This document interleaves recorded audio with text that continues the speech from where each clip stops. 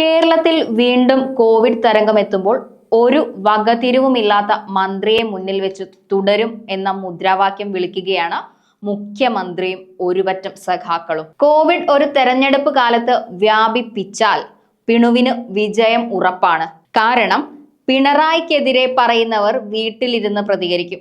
എല്ലാവരും രോഗവ്യാപനത്തിലെ ആശങ്കയിലേക്ക് മാറും. പിന്നെ 2 കിറ്റും തരും. അതാണ് ഇപ്പോൾ ഇവിടെ നടക്കുന്നത്. നിപയും കോവിഡും വീണ ജോർജിനും പിണറായി വിജയനും ഒരു തമാശ മാത്രമാണ്. എന്തുകൊണ്ടാണ് ആരോഗ്യ മേഖലയിൽ ഇന്ത്യ ഒന്നാമതായി എന്ന് പറയുന്ന ഇവിടെ മാത്രം ഒന്നും നിയന്ത്രണ വിധേയമാകാത്തത്? അതിന് വീണ ജോർജ് എന്ന കഴിവുകെട്ട മന്ത്രി നൽകുന്ന ഉത്തരം കേരളത്തിൽ പരിശോധിക്കുന്നത് കൊണ്ടാണ് രോഗങ്ങളുടെ എണ്ണം കൂടുന്നത്.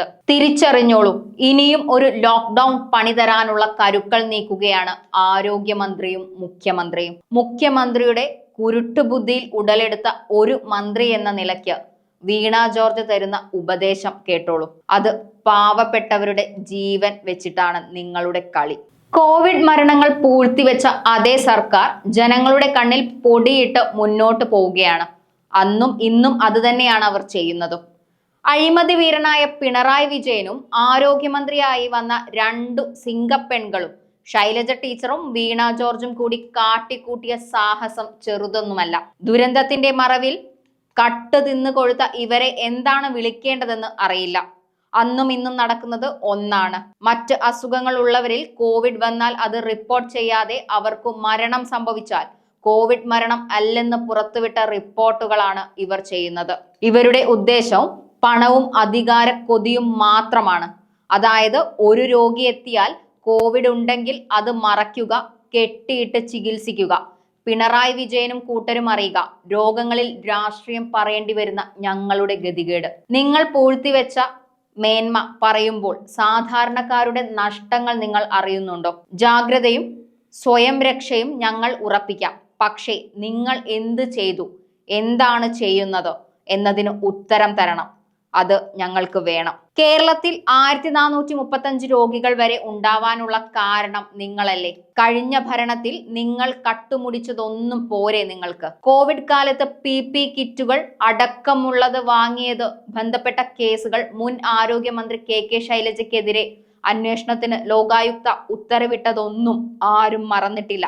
ഒന്നാം പിണറായി സർക്കാരിന്റെ കാലത്ത് കോവിഡിന്റെ തുടക്കത്തിൽ PP kit, gloves, infrared thermometer എന്നിവ അടക്കമുള്ള സാധനങ്ങൾ വാങ്ങിയതിൽ അഴിമതി നടന്നുവെന്ന ആരോപണത്തിന് ഇപ്പോഴും ആയുസുണ്ട്. കുറഞ്ഞ വിലയ്ക്ക് ഇവ നൽകാൻ തയ്യാറായ കമ്പനികളെ ഒഴിവാക്കി വൻ തുകയ്ക്ക് വാങ്ങിയ നിങ്ങൾ മരണമാസാണ്. കോവിഡ് കാലത്ത് കേരള മെഡിക്കൽ സർവീസ് കോർപ്പറേഷൻ നടത്തിയ ക്രമവിരുദ്ധ ഇടപാടുകളിലൂടെ കോടികളുടെ നഷ്ടം സംഭവിച്ചതായി control and auditor general report വന്നതും ഓർത്തോളുക.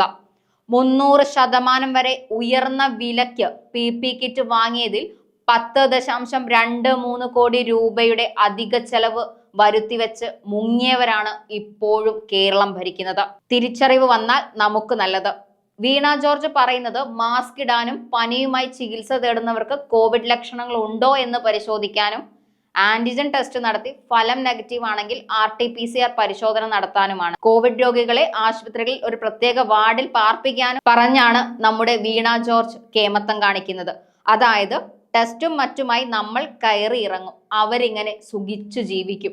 ലാബുകളിൽ ഉൾപ്പെടെ RT-PCR പരിശോധനാ സംവിധാനം ഒരുക്കിയെങ്കിലും വ്യാപകമായ പരിശോധനാ സംവിധാനങ്ങൾ ഏർപ്പെടുത്തുന്നില്ലെന്നും കൂടുതൽ ടെസ്റ്റുകൾ ചെയ്യുന്നത് കൊണ്ടാണ് കൂടുതൽ കേസുകൾ എന്ന് അറിയുന്ന വീണ ജോർജ് പറഞ്ഞത് ഇങ്ങനെയാണ്. അത്ര ബുദ്ധിയെ ഇവിടത്തെ ആരോഗ്യമന്ത്രിക്കുള്ളൂ. തമിഴ്നാട്ടിലൊക്കെ സർക്കാർ ആശുപത്രികളിൽ കോവിഡ് വാർഡ് തുറന്നു ഫുൾ ടൈം സേവനം ഉറപ്പിച്ചപ്പോൾ രാജ്യത്ത് കൂടുതൽ കേസുകൾ റിപ്പോർട്ട് ചെയ്ത നമ്മുടെ സംവിധാനം ഒച്ചിഴയും പോലെ ഇഴഞ്ഞു വരികയാണ്. എണ്ണമല്ല ഇവിടെ പ്രധാനം, കട്ടുമുടിക്കലും അവരുടെ അഴിമതി പൂഴ്ത്തലുമാണ്. 8 മരണങ്ങൾ റിപ്പോർട്ട് ചെയ്തു ഇതുവരെ. നിങ്ങൾ അതിന് കൊടുത്ത പരിഗണന എന്താണ്? കഴിഞ്ഞ തവണ വ്യാപനം കുറയ്ക്കാനെടുത്ത കരുതൽ എന്താണ്? ഇപ്പോൾ എന്താണ്? വീട്ടിലിരുത്തൽ ലോക്ക്ഡൌൺ ഇനി വേണ്ട.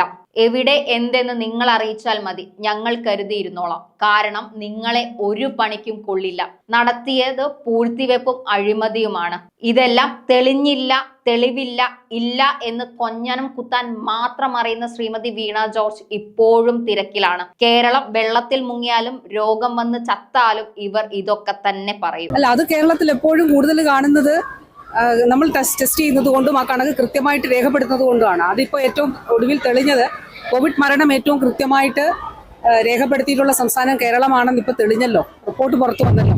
അന്ന് എത്രമാത്രം ആക്ഷേപങ്ങളാണ് കേരളത്തിനെതിരെ ചുരിഞ്ഞത്. അപ്പോൾ ഇപ്പോൾ ഈ ഒരു ആഗോളതലത്തിൽ കോവിഡ് കേസുകളിൽ ഒരു വർധന കണ്ടപ്പോൾ കേരളത്തിൽ നമ്മൾ കേരളത്തിൽ റിപ്പോർട്ട് ചെയ്യുന്നതിന് മുൻപ് തന്നെ സ്റ്റേറ്റ് ലെവൽ RRT ഒക്കെ ചേർന്നു.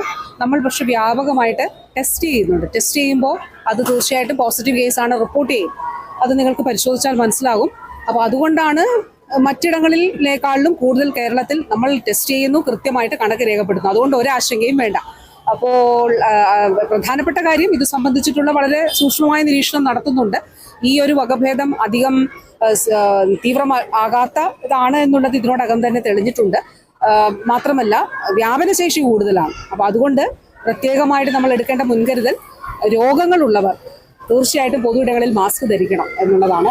അത് ദയവായിട്ട് എല്ലാവരും ഓർക്കണം. കാരണം ഈ മറ്റു രോഗങ്ങളുള്ളവർക്കാണ് കോവിഡ് വന്നാൽ ഗുരുതരമായിട്ടുള്ള സാഹചര്യം ഉണ്ടാകുന്നത്. അപ്പോൾ തീർച്ചയായിട്ടും മറ്റു രോഗങ്ങളുള്ളവർ പൊതു ഇടങ്ങളിൽ മാസ്ക് ധരിക്കണം. എല്ലാവരും ആശുപത്രികളിലേക്കുള്ള അനാവശ്യ സന്ദർശനങ്ങൾ ഒഴിവാക്കണം. ആരോഗ്യ പ്രവർത്തകർ കൃത്യമായി ഇൻഫെക്ഷൻ കൺട്രോൾ പ്രോട്ടോകോൾ പാലിക്കണം. ഇതാണ് പൊതുവിൽ നമ്മൾ കൊടുത്തിരിക്കുന്ന പ്രധാനപ്പെട്ട നിർദ്ദേശം.